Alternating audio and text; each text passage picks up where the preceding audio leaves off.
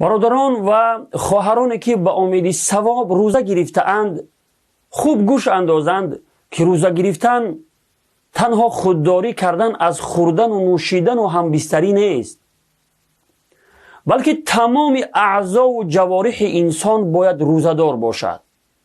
چشم و گوشها و زبانش را از دیدن و شنیدن و گفتن چیزهای ناروا نگاه دارد. با دست و پا و زبان کسی را آزار ندهد.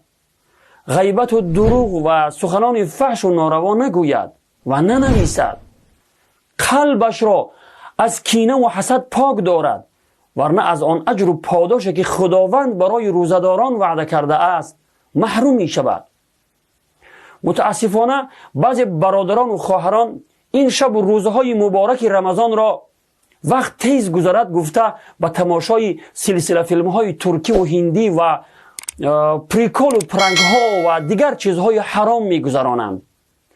در شبکه های اجتماعی ساعتهای دراز صحبتهای محرمانه و شهوت انگیز می کنند. اگر نوار کسی برایش پسند نیامد، اگرچه نوار اسلامی و پند و نصیحت هم که باشد، حتما در کامنتری دشنام فحش می نویسند.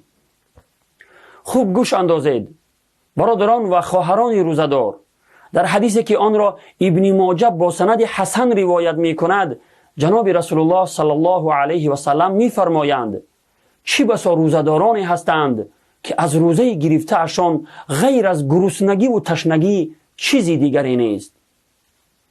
پس خوب اندیشه کنید و کار نکنید که این همه شبخیزی ها و این همه محنت و مشقتی که با امید ثواب میکنید از دست بدهید. و السلام علیکم و رحمت الله و برکاته.